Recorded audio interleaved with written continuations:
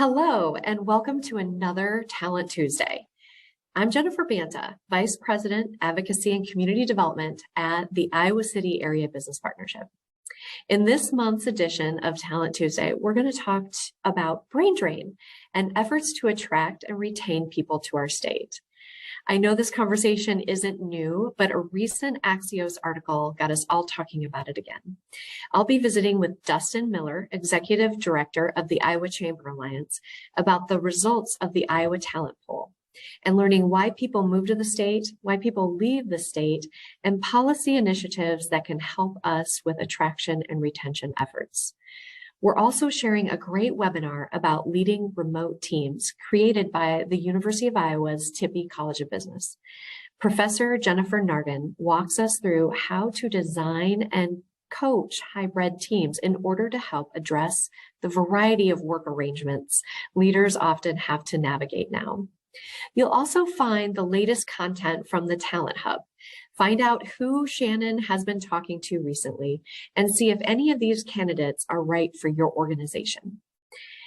In our partner content this month, we've included information from Iowa Workforce Development about the recently launched Business Engagement Division. We'll share Kathy Anderson's podcast on Mission Employable, who talks about how they are creating and designing a one-stop shop for employers to address their workforce needs. We're also sharing information about a grant program that helps employers provide English language skills to their employees. We've packed a lot into this November edition of Talent Tuesday. We hope you enjoy it. Please pass it along to anyone you think might enjoy it, and we'll see you next month.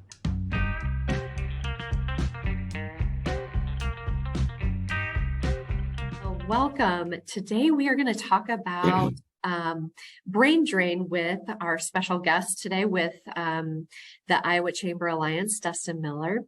And we're having this conversation because the National Bureau of Economic Research produced a report last May that looked at brain drain. And this is a look at the number of college graduates that leave the state after they complete their education. It wasn't a surprise to see Iowa at the bottom of the list for student retention. The state has been impacted by brain drain for decades now, with the majority of our college-educated young people leaving for Illinois, Minnesota, Colorado, and California.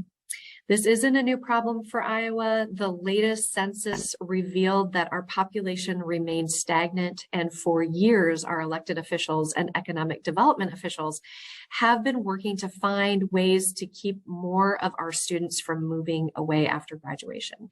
So I've invited Dustin Miller, Executive Director at the Iowa Chamber Alliance, to talk with us today about the Iowa Talent Poll. And his organization has produced this poll, and we're going to talk a little bit about what it reveals and maybe some takeaways that we can use in our work. So with that, Dustin, thank you so much for joining me today.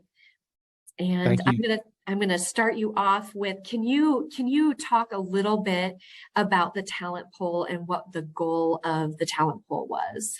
Yeah, so just to back up a little bit, for those that don't know, the Iowa Chamber Alliance, which the Iowa City Area Business Partnership is a part of, represents the 15 largest chambers across the state, which is roughly the 15 largest communities across Iowa too, obviously focused on chamber and business side issues. But really what we did and had a long conversation about is there were a lot of programs working at and looking at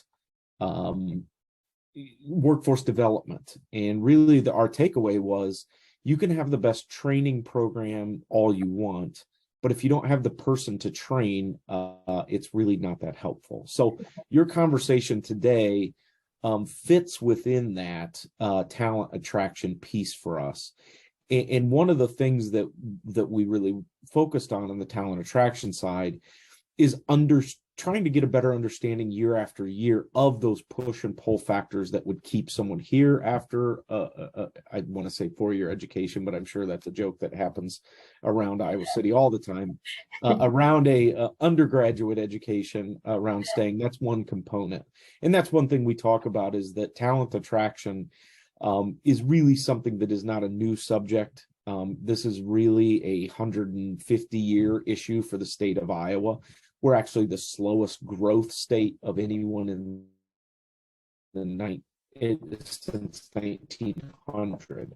But one component of that, in a very complicated, is retention of students. And so we came up with this idea of polling a number of Iowans and getting a sense of how they feel about it. Awesome. And I love that you mentioned that our population has been stagnant and we're not growing. And I just wonder, why are people staying? Why are they leaving? Can you walk us through some of the findings from the talent pool? Yeah, it's interesting. Some of the things were very abundantly clear that I'll walk through here in a second. But there were some aha moments of things that we didn't anticipate. One of the first things we found is that 69% of people believe Iowa is on the right track. And I don't think that's abnormal in any place, because where people are living, they tend to like. So that's not an abnormal thing. You see very similar things in education, is most people think that the education system is broke school. You see those sorts of things in a statistical world. So this wasn't an abnormality that we anticipated, and honestly shows kind of a great base to build from, that people believe that the state is on the right track and enjoy being here is a good base to start from. Again, one of the things that really affirmed what all of us assumed is what is great about this state. And part of what is great about the state isn't overly, I guess, acute, in that if I want a mountain, I can get a mountain in Colorado. If I want a beach, I can get a beach in Florida. Cost of living isn't, while it is a paycheck to paycheck, determination for somebody, for a student or a young person who's wanting to experience things, that's not something they, might not value as highly. But the top 4 or 5 things are exactly what we anticipated: small town feel, cost of living, which is something Iowa ranks very high on year after year. The people, what I say regularly is Iowa nice is a real thing. And one thing that I don't think that we broadcast enough, I am one of those former students that you talk about, Jennifer, that I lived away for a number of years before I came back to Iowa. And having lived in a number of places in large cities, safety is something that I think if you've never left, it is taken for granted of here. But those are the things. This is what we anticipated people value. And I think ultimately these are the things that if you have somebody who has a connection to the state, this might draw them back to the state, but might not be an attractive thing as they're leaving a university. And again, some of these, why Iowa, very similar to what we saw before. Iowa nice is real. Affordability is a great thing that people like, and that we're safer.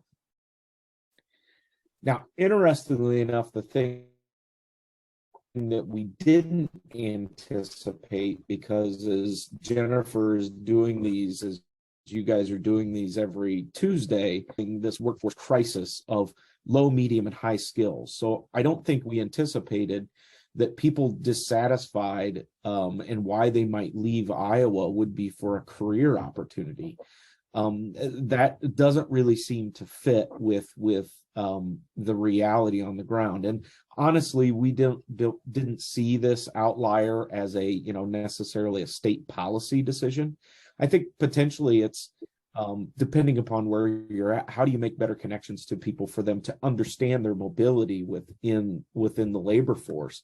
And maybe it's something in your community in particular, in this concept of brain drain.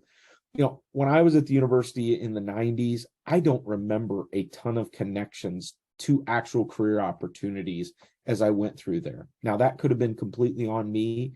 And when I talked to nieces and nephews and cousins, it sounds like schools are much better about making that connection. But that's a big portion, guys, in the Des Moines area that I know of, obviously in Iowa City area, that would love to hire every single person coming out. And it's just a matter of how we make that connection. This is something that wasn't surprising as well. One of the things we lose out on is, inferior entertainment opportunities. Iowa City, you are lucky to have a Division I school there with athletic opportunities and obviously a phenomenal new art museum, things like that are in your community. But I think it's very easy to, get on social media and see a professional game or an opening on Broadway and long for something more. And so that's something that we have to work on in entertainment opportunities. But it's also an understanding of you might not be able to compete with the watching a New York Yankees game do here in Iowa that people in New York can't compete with. And it's understanding who you are. It is interesting that 42% believe that we have superior outdoor recreational opportunities. And when I talk to people that live in other cities, we do really have a really good network of county land, city-owned land. But it's something, obviously, if there's something that can be more accessible in a Midwest community, I think, bike trails, water trails, those sorts of things are much more accessible to be a differentiator. And top priorities. And one of the things too, in all of these, why would somebody leave? This is what we're trying to figure out. Why would somebody come here? Give an example, lowering taxes for individual. That's something we worked on this year, and we're successful. Do I think that all of a sudden we're going to see a mass infusion of people because, of retirement income? Or probably not. But just as in any conversation like with this brain drain, it's an all hands on deck that any single person, and I've said this repeatedly as I kind of finish this portion, Iowa City is a great example of, as well as Ames, where each of your communities have half of your population coming from another state, roughly half. If we could shave off 10% of those, that is one strategy that I think could result in a brain gain in the state that isn't very hard. It's a low-hanging fruit, as opposed to convincing somebody who has no connection to the state to move here. But that's kind of the basics that we've gone through. The one last thing I would say before I kick it back to you, Jennifer, is we'll do the same baseline questions to Iowans, but also this year too, we're going to target the same areas you just referenced, the places that Iowa is losing people to: Minnesota, Illinois, Colorado. We're going to target and have a portion of what the state looks like, which is kind of, a new component to have two components to the poll moving forward. I think that's a great idea, and I'm glad you're doing that. My next question actually really gets into that, which is, sometimes we oversimplify the fact that we have brain drain because we say, well, we don't have mountains, we don't have an ocean. But as we just referenced, we're losing the majority of our students to, Minneapolis, Chicago area. And then other states like Nebraska, North Dakota, South Dakota, they're retaining their students at a much higher level than we are. So what are the nuances that we're missing here? Why is it that we are losing our students? If we can kind of get below the hood a little bit on these things and really talk about what can we do to really turn this around? Yeah, I think first and foremost, there's forces that are very challenging to fight. One of those being urbanization. Minnesota, 86%, I think, of their net growth in the last census was in the Twin Cities. In Iowa, it was 75% was in the Des Moines metro area. So there's just something about people wanting to be in urban communities around other people and everybody to fight as we see, population lose in rural areas and gain in others. I think the other nuance of it is what's alarming to me about the brain drain aspect of us educating people and them going somewhere else is, again, like you said, on the oceans and all of that. You already have somebody that's gone and spent probably 4 years here or less, maybe at a community college, but for a standard undergrad degree, 4 years. That's somebody we should keep. And if we don't keep them, it's somebody that we need to keep tabs on to bring them back when they understand, or when they're trying to raise a family and want some of those things that maybe aren't as sexy to somebody who's 22 years old that wants to go to the Met and that kind of thing. And I think that's the nuance of it, is that urbanization aspect is, a lot of people want to fight it. It's just, I think, the nature of the world. That's what's going on. But I think, as I hit upon before, valuing what you have and projecting that is extremely important. A city that always comes back to me that I find interesting is, then they struggle with population as well, but Pella, has really always branded itself and is proud of who they are. And I think everybody has to get to that reality, is you're not trying to be Chicago, you're trying to be yourself. And honestly, to your point of the oceans and mountains, I think a lot of that gets overblown, because my guess is if you went and talked to a number of 25-year-olds in Colorado, they've probably been to the mountains less than most Iowans, who probably drive over 2 or 3 times a year. So I think it's an easy excuse, but I think Minnesota is the prime example of where that really doesn't work, because their weather is worse than ours. And yet their population growth since 1950 has outstripped us like 3 or 4 times over. So, yes, obviously Florida and Texas, weather-wise, beach-wise, they have us beat. But I think that just is one stumbling block in a checklist. And I think really what it comes down to, and I think, our talent poll will bear this, people who don't have an opinion one way or the other, because they've never had an experience. That's what's so alarming to me about the brain drain aspect of losing folks that we're investing in and training to other states. Yeah.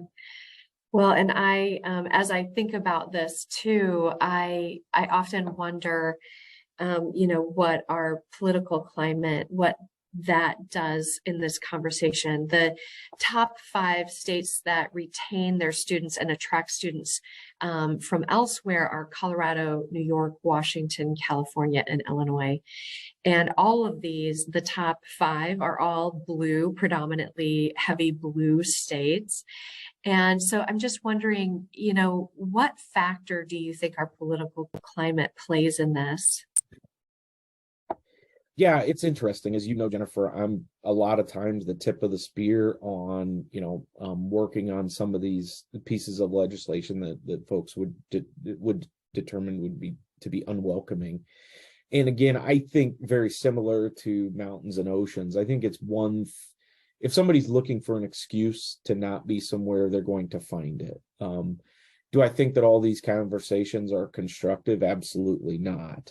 But, I think, to me, I used to be a tour guide at the University of Iowa, and I was so proud of all the things that were firsts in the state. And still to this day, that's some of the things I really champion is, our state has never excluded an entire race from, wanting to, come to our state. Some of those states you mentioned have. Our state has never had, those states have had multiple. So I think it's very easy to point a finger of a current climate, but I'm really proud of the fact that we had a sit-in in this state 25 years. We had the Dred Scott case get decided the right way decades before right in your community, you had the first female to graduate, the first school to admit, the first female lawyer. I mean, these are things that that's part of our ethos. I think it's wrapped up into the Iowa Nice. Nationwide politics are getting nastier and nastier. But I think really we've had a historical problem with growth even before what people might determine would be bad politics or unwelcoming legislation. We have our issues are much bigger than one piece of legislation being filed, led to know. Honestly, Jennifer, I just traveled recently and went to Wichita, and I'm like, this is a nice town. I have no connection to Wichita. And I'm like, this is a nice town. And it's one of those things of, boy, if I had some sort of connection here, this would be a nice town to live in. And I think that's what we suffer from, And again, to go back to your original, reason for having this is that's what's so alarming about the brain drain side of your community, training, all of us investing in students coming to your doorstep and us letting them go. That's very problematic. And we need to find ways to keep more of them here. Yeah, I was just reading that I was reading an article, I can't remember if it was Forbes or it was New York Times, I think, was listing the top 10 places to work if you're a remote worker. And Kansas City was like number 3 or 4. And I was like, well, if Kansas City can do it, Iowa City can do it. So I'm hoping we can just change that narrative a little bit, because I think what I'm hearing you say is it's almost more of a marketing problem than a political issue, or it just seems like we don't market ourselves well, and right. and we undersell ourselves. And one of my mentors, and the topic du jour for you guys locally, one of the things one of my mentors would always talk about is how disappointed they are in Iowa, because and they take, for example, I think a lot of us are okay with being okay, and we don't need to win the Big Ten West, and we don't need to win the Big Ten. We just need to get to a warm bowl game in January, and if it's in December, that's fine too. And as opposed to, I want to be the number 1 research university in the Midwest, and I want to be the number 1 research university in a 25 state region. I mean, that's the mentality, I think, that you find potentially in other states, that it doesn't come to us naturally as Iowans, I don't think. But certainly, the fact that I paid 10% of what some of my friends paid for, a 2-bedroom in Washington, D.C., and I have 5 acres, and, there's something better to that, Yeah. But that's my value, and I'm perfectly secure and happy enough to project that to other people, to say, this is what I think is valuable.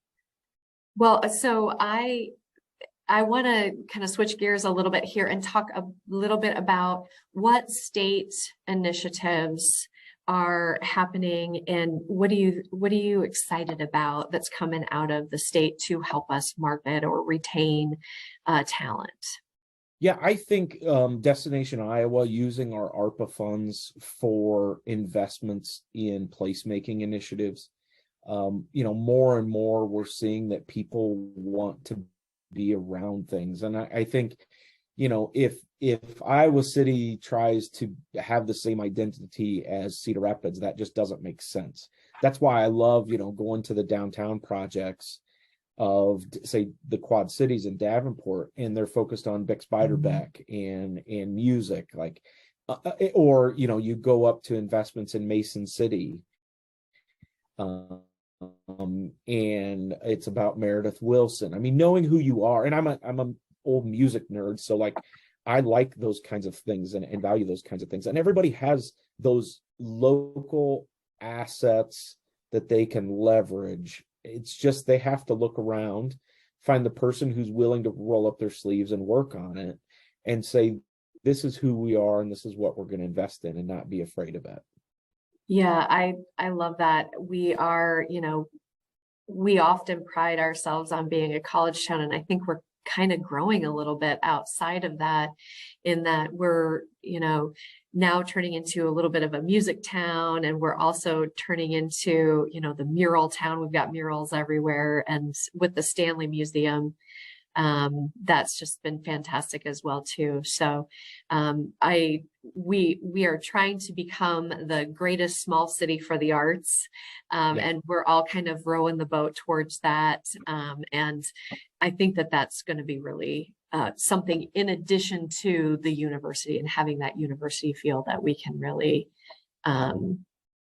push and leverage. So the last thing I wanted to ask, I always like to ask the magic wand question. So if you had a magic wand, what would that one thing be that you would do to address our state's brain drain issue?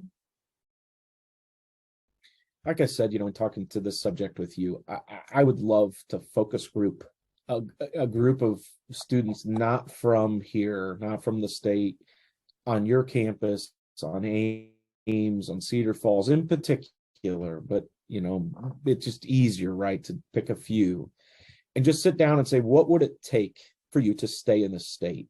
And if that answer, I assume that likely answer is, boy, if somebody paid off my last, paid for my senior year and offered me, student debt relief for working for a year or 2 years, man, that would be nice. Or childcare, pay, probably not childcare with those group of students, but probably housing or vehicle, something like that. It'd be nice to know what would be a deciding factor to make them make that turn into staying here. That's a big portion, is trying to find out. And I know the university's doing things, and I just think that the state could play more of a partnership and help, so that it could be helpful to one another, not just serve the purposes of the university, but also serve the purposes of the state. Is we're paying for all these kids. I know that they're paying tuition, but we're all making investments to train them. How do we keep more of them? That's my magic wand. Yeah, I think, and as we have a new president now, President Wilson has really been much more active in our community and having conversations like this. We often say town gown relationship. I think that has been, it's been better in the last year or two than it's ever been.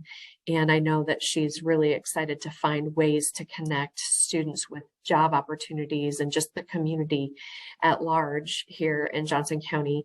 But I also feel like it's up to the business community a little bit to set some expectations about, when you hire new graduates, you have to find ways to connect them to the community, to get them the skills and the training that they need to kind of grow within their careers. And I think sometimes we, as employers, we're busy. We just want to hire somebody that can do the job. Yeah. But I think we need to really be thinking about, how do we build our future workforce by engaging these young people, and really think about their careers and help them build their career here in this community, rather than, go somewhere else and build their lives, in Colorado or wherever it is that they want to go. Because I hear too many employers saying, well, we just don't have anybody that will work. And I struggle with that. Mm-hmm. What are your expectations, and how are you engaging them when they walk through the door? And do they feel welcome? Do you have a company culture that's inviting and welcoming to them? So just some things I think about. Yeah, agreed. Agreed. So, all right. Well, thank you so much, Dustin. I appreciate your time. And I'm sure we'll have you back on as a guest again after you have the next round of the talent poll, which should be out when? The second week of January. Second week of January. Okay. So we'll see you in the next year. Yeah. All right. Thank you. Thank you. Bye.